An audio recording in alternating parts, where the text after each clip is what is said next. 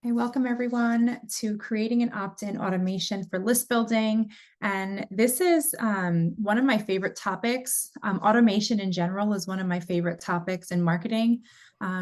We as business owners have so many different things that we're constantly doing. So if there's any opportunity to automate any part of it, I'm always going to push for that. So this part is going to be the list building and email automation. I look forward to sharing with you. And if at any point you have any questions, feel free to put them in the chat. I'll take breaks along the presentation to answer questions. You can also email Elena. Her email is on the screen if you have any questions, or if you want to connect directly with me, please email Elena and she can arrange for us to meet one-on-one. All right, so here at the SBDC, we exist to train, educate, and support entrepreneurs of both new, pre-venture, and established small businesses. And we're positioned within the nationwide network of SBDCs. We offer resources, key connections at the state and national level, workshops, and online and in-person support that equips us to help the Ocean State entrepreneurs reach the next level of growth. I'm going to do my plug here because we have some incredibly smart and talented people here at the SBDC of Rhode Island. So if you have any business needs, not just marketing, but anything in your business that you need help with, please reach out. We have counselors that cover so many different areas. And we have some really great experts that are really willing and excited to help you. So please reach out if you have any area in your business that you'd like to see some improvements or growth, or if you just have questions and you're not even sure where to start. So this presentation is about using list building and automation. So let's just start at the very basics. And what is list building? So list building is basically the process of collecting emails, either from your website visitors or potential or current clients. And now this is different from when people, transactional emails, when people make a purchase from you and then they give you their email. Unless you specifically ask for their permissions to email them for marketing purposes, you do not have permission to email your list. And there's tons of legislation and laws surrounding how you're able to market to people. And to stay what's called GDPR compliant, we want to make sure that you have permission to market to these people. So that's why I'm very against like purchasing lists or just like data scrubbing to email people. You really want to make sure that you are compliant and you have permission to market to people. Not only does it build trust within the people who are exchanging their emails with you, but also it reduces your risk of being completely shut down and, you know, large fines associated with these violations. And then you're able to use these emails for marketing purposes. So this is not only for email marketing, right? So what's really cool about list building is that you're also able to use these emails to create custom lists in your paid ads platforms to create segmentation. So only certain people see your ads. This is a really cool way to reduce your ad costs, because if people have already opted into you, you're no longer trying to reach a cold audience. So who is this for? So oftentimes people get this idea that list building isn't for their type of business. And I can say list building is for almost every type of business. I was going through and trying to figure out which business maybe it wouldn't be best for. And, you know, if you do any type of like government contracting or stuff like that, maybe there's a niche that it doesn't work for you. But if you sell anything, whether that's a service or a product, list building is for you. And this allows you to communicate directly with your contacts, and you're able to reduce the amount of posting on social media. You don't have to spend money on ads, and then you don't have to rely on referrals, because when you're building these lists, you have this relationship with people, and then you're able to contact them anytime you want. And why list build? It's really simple. You don't own any of your social media or your website traffic. So when people visit you, you are able to create audience segmentations that they can live in for a certain amount of time. For example, if somebody visits your website, you can put them in an audience on Facebook or Google or YouTube, where you're able to remarket to them for a certain amount of time. However, if any of those algorithms change, if any of the platforms shut down, if your account is ever hijacked or you lose your account, or you're banned from a platform, you no longer have access to those audiences. But when you list build, you own those lists. So let's look at a couple of stats. Actually, let me see if there's any questions before I go. We good? We're good on questions. So let's just talk about stats real quick. 92% of online adults use email in one form or another. 61% of consumers prefer to be contacted by brands through email. 99% of email users check their email every single day, some as much as 20 times per day. I don't know how often you're in your inbox, but I'm in my inbox several times a day. And I have multiple emails and I'm in multiple email accounts multiple times a day. And then 58% of users check their email before they even check the social media or news. And then 50% of emails are read on mobile device. So this is even higher for younger demographics, and a huge reason why all of your email should be mobile optimized. And then as far as business stats go, 59% of B2B marketers use email as their top channel for revenue generation. And 59% of respondents say marketing emails influence their buying decisions. And 42% of Americans opt into emails lists just to receive savings and discounts. And 60% of shoppers return to complete their purchase after receiving a personalized abandoned cart email. Getting started. So the first thing you need is an email service provider, and this is called an ESP. And this is a software that allows you to send automated campaigns to specific lists of subscribers. And you could segment by interest, you can segment by how they opt into your list. You can do automations based on birthdays or anniversaries or whatever you want. This is not the same thing as opening your Google account, even if your Google account is at a custom domain and sending out emails. This is an automation process where you use software to send mass emails to a specific list of people. So a lot of ESPs have a wide variety of functionalities. At the most basic level, there's email marketing and automation, but they also offer some segmentation.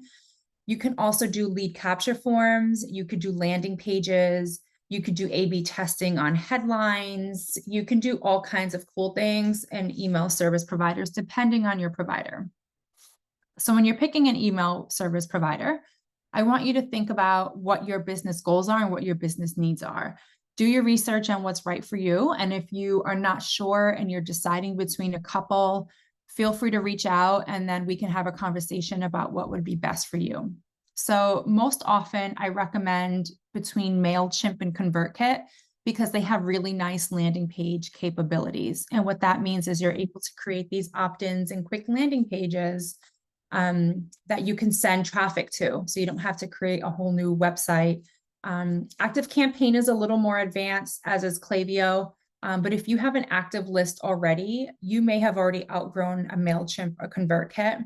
And Flowdesk is a little more visual on how they do their automations.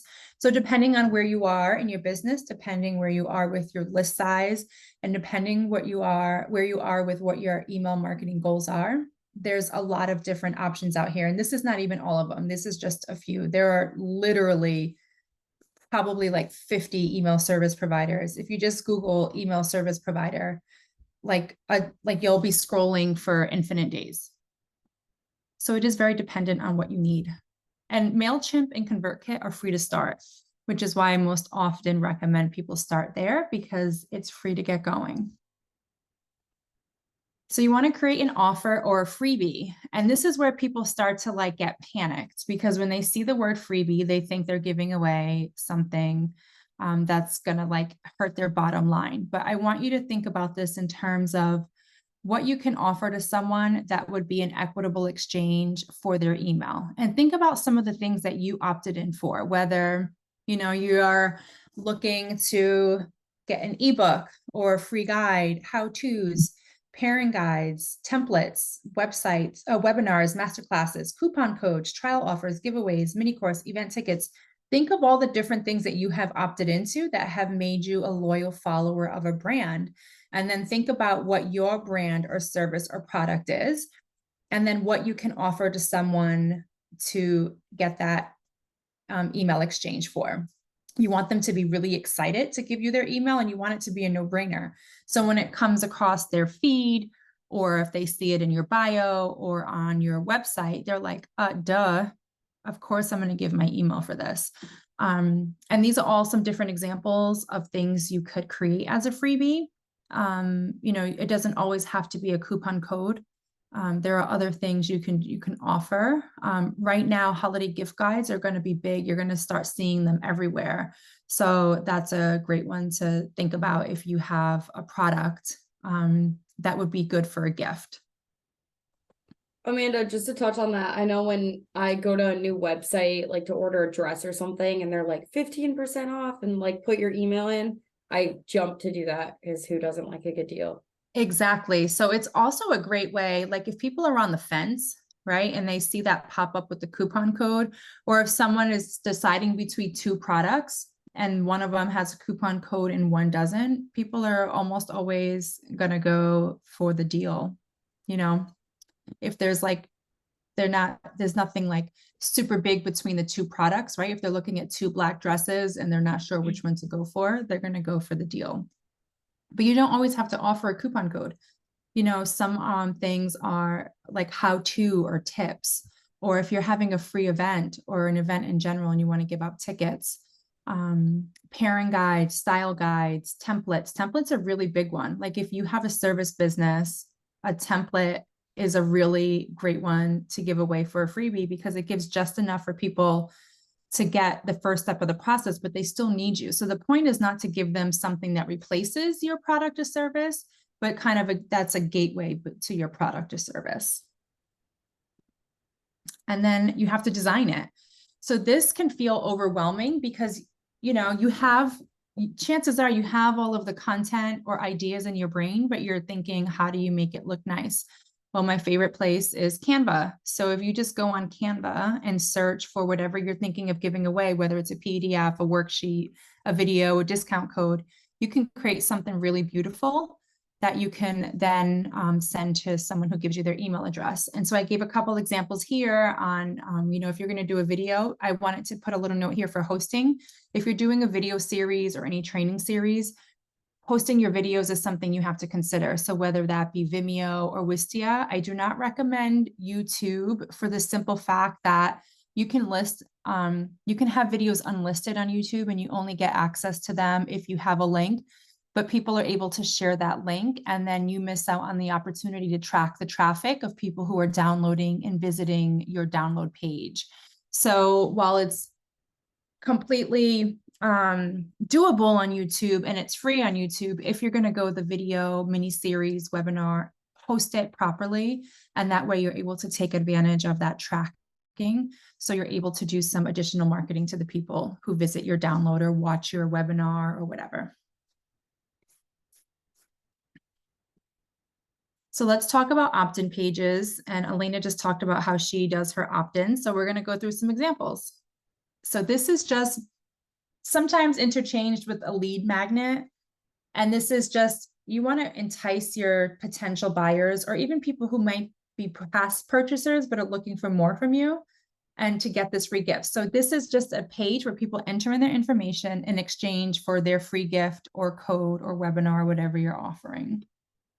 So first of all, there's a couple of requirements. One, you want to create value. You want to let the people know what they're going to get for giving you their email address. People hate getting a million emails that are worthless, right? Have you ever subscribed to a list and then after you get the content, you're like, meh, and you unsubscribe, right? So you want to make sure you're creating value to keep your users engaged. You want to add a lead form. You want to be able to give people an opportunity to give you their information. How much information you collect is very dependent on the type of value you're offering. So if this is like, if you think of a value ladder or an offer ladder, if this is a really low, like top 10 list of something, you're probably not going to get more than a name and an email. But when you start doing, like, say, if you offer, I'll see sometimes people say, you know, apply for a free one-on-one session, then you can go ahead and ask people for more information, name, email address, phone numbers, etc. Sometimes birthdays, depending. You can ask for job titles if you're segmenting based on what they do professionally.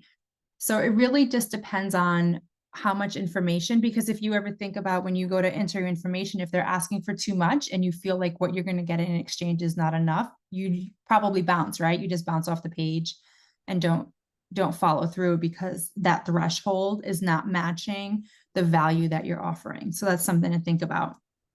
And then you want a free call to a clear call to action. So you want to make sure you're being clear on what's expected of the user. So you would want to say, download your free guide, grab my ebook, etc. You want to make it really clear where they have to hit submit or enter or the button, because people really need to be handheld. So here are some examples of opt-in pages. So these, a lot of places have free templates, right? Canva has some templates. If you just go online and search opt-in pages or lead pages, chances are your website, whoever you're hosting your website with, will have the landing pages, opt-in pages, lead pages already incorporated into the back end. So I think the only exception is this might be a little bit harder to do in WordPress. You may need a little bit of either purchase a template or like add some custom code, but in general, almost all of the website builders have this built in. So all you have to do is decide on what you want your look and feel to be. And this is what's called the 2-column or binary. This is very typical. You're entering your information on one side, and on the other side, you either have a testimony or very clear reason people want to exchange their emails. This is another format where it's more banner. This can appear on one page. This could be a landing page, and all there is that opt-in option.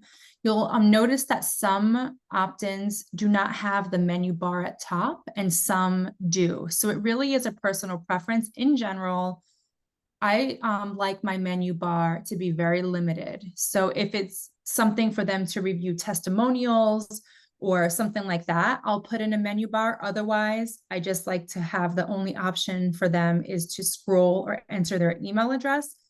As soon as you start giving them too many options, they can start clicking around and decide they don't want to give you their email address. And then, you know, it's wasted traffic. So I try to make sure that we're streamlining what we want them to do and make it super simple and clear for them to take action.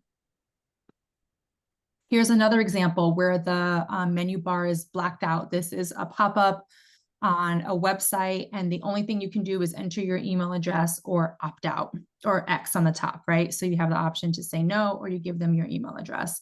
And look at this, they're not even offering anything in exchange. Like, they're not giving you a discount code. They're not doing anything, but they're saying that you're going to get some exciting offers, personalized content. They're being very general with what they're going to offer. It's not clear, but with a brand this big, that's possible, right? So you're just getting people to opt in. Generally, you want it to be super specific, but when you have the kind of brand recognition that this brand does, you're able to wiggle a little bit on how clear you're going to be on what they're going to get for they're giving you their email. This is another example where it's a referral type of opt-in where two people get a bonus, right? So this is an opportunity for people who are looking to get a discount, might know someone who wants a discount, and then you get 2 email addresses. You get a 2-for-1 because after you enter in your email address, they give you a link to send out, and then whoever uses that code to get their discount also has to give their email address. So this is a way to exponentially grow your list. And this is the referral model. And then you have countdowns, right? If you're offering something that has a deadline, there's a countdown type where you could create that sense of urgency and create that fear of loss, that if they don't take action, they'll miss out on an opportunity. So having a countdown is another psychological thing you can add to it to make people feel like they have to act now. And this is another binary model where it's one side is an image and another side is the opt-in. Sometimes you'll see a video on one of these sides. And then we also have what I call sneaky opt-ins. And this is where you do not have to create an opt-in page to actually get people to opt in. And the way you do that is Facebook lead ads. So you can create an experience right within the ad platform.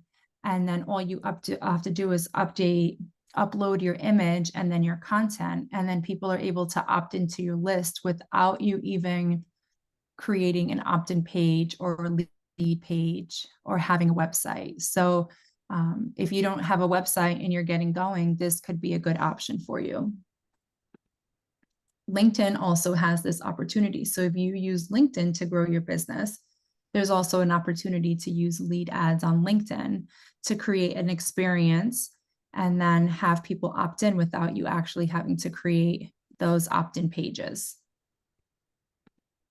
Google Lead Ads also has this option. So there are opportunities to have opt-ins without actually having an opt-in page. So those are a little bit sneaky, but they're very easy to do. So I just wanted to put those on your radar just in case creating a whole opt-in page is a little outside of your reach. The pros and cons of this are, in order to do Google, LinkedIn, or Facebook lead ads, that is a paid acquisition strategy. When you do an opt-in page, there doesn't have to be a paid component to it. You know, you can promote your opt-in page in other places. You also have the text opt-in. Have you ever gone to a website and they're like, give me your phone number and you get a discount? And then you're opting in to SMS marketing. And I find that these work really well because unsubscribing is so easy and it's all in one spot. When you get emails from, you know, if you get 10 emails from a company, you have 10 emails in your inbox versus if you get 10 text messages, once you open it, it just keeps scrolling. So it's not as invasive and it's much easier to opt out of. So you'll see really high opt-in rates with SMS marketing. So then you have to deliver your goods, right? So you want to make sure that you're delivering whatever you said you were going to give them immediately. Have you ever opted in for a discount code and then it doesn't come and you're ready to complete your purchase and you're frustrated? You want to make sure you're giving people what they gave you their email for immediately. Not only does this build trust, but also you're going to reduce the rate of unsubscribes, because if people are waiting for something in their inbox, they're going to get frustrated and then they're not going to want to receive any communication from you. So you can do this in a couple of ways. This can be set up using triggers in your email service provider. You can also use a platform like Zapier to create zaps to make these platforms talk to each other. And you want to make sure you're getting the users excited about giving your gift. Please do not make them wait, right? Like sometimes you'll see confirmation pages that say may take up to 10 minutes for you to get your code. That drives me crazy. Like I want instant access to whatever I gave you my email for. So you also want to think about user experience. You want to think about how a user is going to experience your brand if you're making them wait versus an instantaneous experience. And then they feel like you're on it and then it builds that trust. So here's the thing. So you can create an email trigger. So when someone opts into your list, they automatically get a welcome email that has your file or whatever your freebie is attached, but you don't attach it in the traditional sense of attaching a file, right? You don't click the little link button and attach your file. What you do is you have to upload your freebie into a Content Studio. And this is the back end of MailChimp. Almost all of them have it set up like this. And what you do is you upload your content into Content Studio, and then you get the link for your freebie or your offer. And then you can use that hyperlink to either link over text, like download here, create a button, or if you have an image for download, then they can click on that and get your freebie. So it's not a traditional, if you ever opted into something, you're not going to get a traditional attachment that's attached to the end of an email, right? You want that right in the body of the email.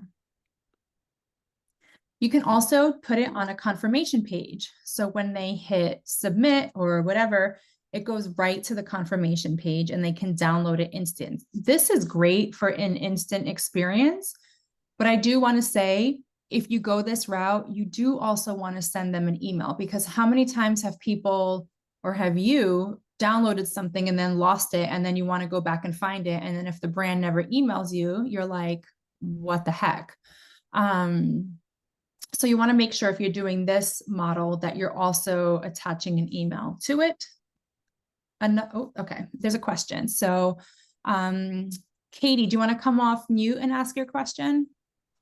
Yeah, so I have my like my freebie set up so that if they go to my website, they put in their email, they get a free gift guide, and it's automatically sent to them right then and there. So the gift guide is in the email. Should I change that to a link in the email that sends them back to my website?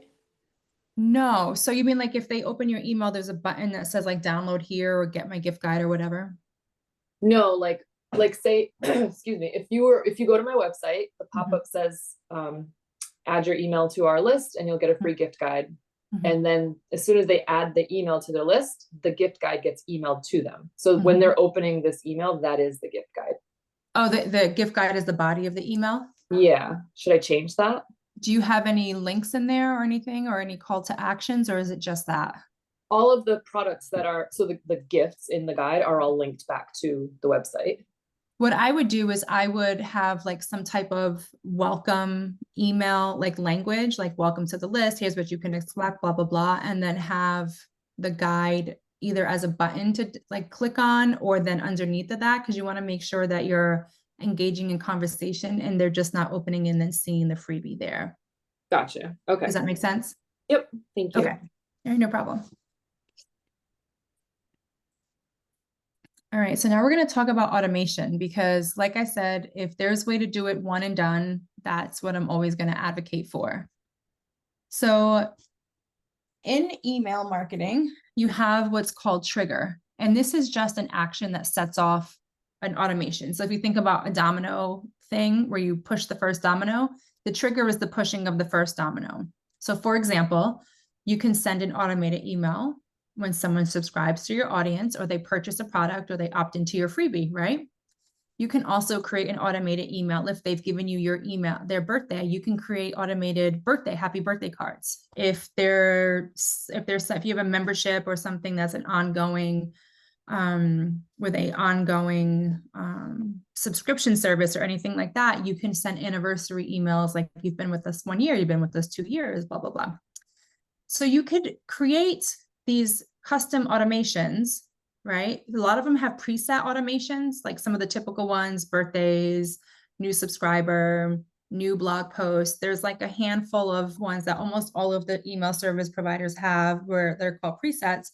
But if you find something is not there, you can create custom triggers in almost all of the email service providers. Now, some of them may not be that easy to create.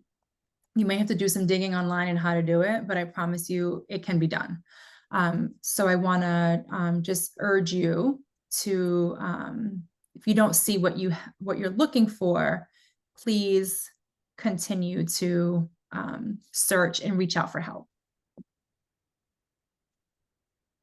All right. So the purpose of this is to nurture the people who are opting in, and to do it on autopilot, right? Like, you don't want to constantly have to restart this process. So you want to create with the one and done, right? Set it and forget it.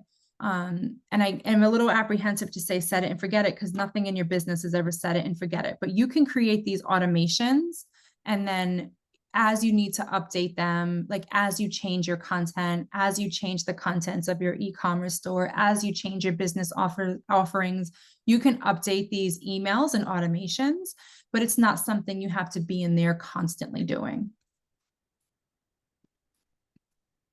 So the way you set up these automations is when you go into your ESP, you're going to have a campaign option, and you're going to decide if you want this to be a regular, automated, or text, or an A/B text. So you want to click automation. So you can see here some of the presets in MailChimp. You want to email subscribers when they're tagged. The one you want to focus on is to welcome your new subscribers. You can see the happy birthday one, and you can also, you see the button that says custom. This is where you can create your custom automations. And then you have to decide if you want to send a single email or an onboarding series or an educational series. I recommend doing a series. If you just send one and done, you're constantly having to rebuild that relationship. But if you have a series, you have an opportunity to get to know your, or have your customer, potential customer, get to know you and get to know your offering. So you want to think about your subject line, and then the preview text is what, when they get the email in their inbox, it looks like, it reads like the first sentence of the email. And then a lot of them will have these recommendations to tell you how to best optimize your email. So you want to keep it short.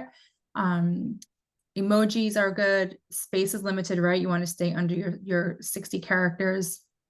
And then it'll tell you if you're using too many exclamation or punctuation, usually exclamation, right? You'll see some emails that it's like all caps screaming at you, lots of exclamation points, and you're just overwhelmed reading it. So these email service providers do kind of have like AI integrated, where it'll tell you, give you a score almost on how well your email is composed.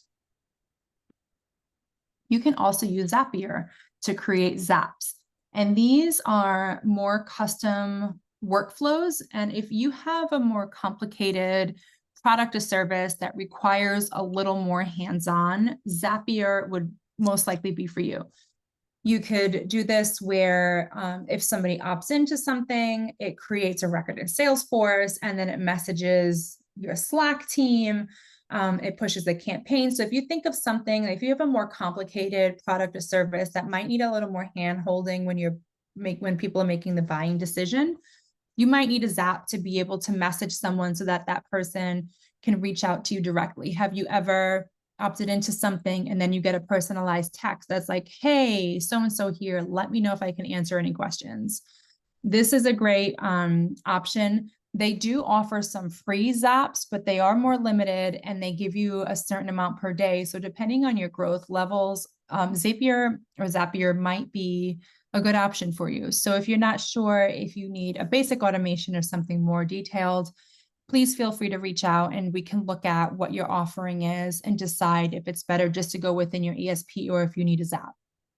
So typically Zaps work best, like I said, if it's a more complicated sales process, or if you need more than one system integrated in your response to them. So if you want to add them to your CMS and have somebody on your team reach out and send the email campaign, Zaps are a better way to go. If it's a more simplified process where someone's opting in, they're getting a welcome email with an attachment, then you probably don't need the extra step of a Zap. Whenever you introduce new software, you always run the risk of things not going right, like things breaking, right? So I try to keep it as simplified as possible, but if you need a Zap, then you need a Zap. So you want to create engaging emails. What does that mean? How many you need to send are completely dependent on your business, right? So how much education does your buyer need before they make a purchase? What's the price point of your product? Typically, if your product is on the lower end, and when I say lower, I mean $50 or less, it takes less of a buying decision for someone to purchase from you, right? Because most people are spending more than that on takeout, right? So like the threshold is between that 50 and 97, 98, 99, under 100. Usually it doesn't need as much nurturing. But if you have a higher end product, chances are you're going to need a few more emails in your nurturing sequence. Also depends on where that person is on their buy-in journey, right? Like, so, or if they've made past purchases from you. Also, is this a new product or launch, right? How much education do you have to provide before they purchase? And is there a deadline to buy? So is this something that's limited quantity? Is this an open cart and closed cart? All of those things will determine how many emails you should have in your sequence. I would say on the low end, minimum is kind of 3. And then, I've seen email sequences that are like 10, you get 1 a day. So it really depends. So if you're doing like If you have a service where you're offering like a free training series, you might have an email for every day of your training series or every video in your training series. It really is dependent on your business. And here's just an example of how much do you have to say. So it depends on where they are in the awareness level, right? And it also depends on how excited they are to buy, right? So if they don't know who you are, but they are aware of their pain and they're looking for a solution, versus they're not sure that this is a pain point right now, but it's something they may have some interest in, then you're going to have to say a lot more versus someone who's actively searching for a solution and you haven't, you don't need to say as much. So depending on where you are or where your customer is on this awareness scale is dependent on how much content you have to put out. And this is true, like when you think about social media content or blog content, how much education and how much pain aware people are will determine how much you have to do. So, like I said, this is very dependent on your business. And this is why it's always great to be hyper aware of your customers' needs and where they are in the journey, because then you can talk to them specifically and directly as if you were talking to them one-on-one in the street. And how many to send. So at the very minimum, I say 3, right? You want that welcome email to come out immediately. You also want some type of indoctrination, which is like educating people on what their pain points are, what you offer, what your service or product looks like, how you are as a company, like your brand mission, all of that. Then you want to have some type of escalation, whether it's a deadline, like your coupon expires in 10 days, or this is a running promotion, or, you know, get this guide or get this course or this mini course before the algorithm changes, whatever. And then you want to provide next steps. So at minimum, you want 3-ish, I would say. Maximum is kind of unlimited. However, and you have to also balance how many times can you message someone without them getting annoyed with you, right? So someone who's looking for a one-time coupon code might not need all of this, but you can also add into their abandoned carts. You can add upsells. There's all kinds of ways you can email them to get them that escalation without it just emailing the same thing over and over. And then whether you're going to do this ongoing or not, right? Like after you complete your series, do you add them to a newsletter or a launch or a sales email? And the answer is yes. You shouldn't say no ever, because you don't want your list to grow cold, because the warmer you keep your audience, the more willing they're going to be to purchase from you. So you always want to kind of keep, once they complete their series, kind of have an ongoing. And then how do you promote this thing? So you can do a pop-up or a banner on your website. So here's an example from Jenna Kuchter, who does some marketing. She always has a really great opt-in. So I always like to look at her page. You can also have in your link in bio, right? Your link tree. You can have all the different opt-ins you have there, right? You also are able to add it to your email signature, right? And that's a more passive way to promote it. But as you're emailing people, you will get some clicks. You can also have in all your bios and headers, asking people to make the next step, right? So in conclusion, you want to do something, you want to do list building because it's something your business owns. It's almost like if you think of like a book of business, it's an asset in your business. So when, if you think about like company acquisitions, your list has value, right? And that ups the value of your company, because some people know when they come in and purchase a business, if there's already an existing list, they know they're going to be able to leverage that to market to. And you always want to be thinking of ways to grow your list. It doesn't always have to be during holiday season. I recommend ongoing ways to grow your list. And that might mean you have to change your offer seasonally. That may mean that your offer has to be different. And this is one strategy that works well to amplify your other efforts. So it's not like a one and done. This works great if you have other things going on, or if you're actively promoting it. So this is one of those strategies that's for the long term, right? You're not going to build a giant list overnight. However, it's something you own. So if everything changes tomorrow in the online world, you still own your list and you're still able to contact them. I have a ton of resources here. And then again, if you want to reach out directly for one-on-one consultation, please reach out to Elena and she can connect us. Do we have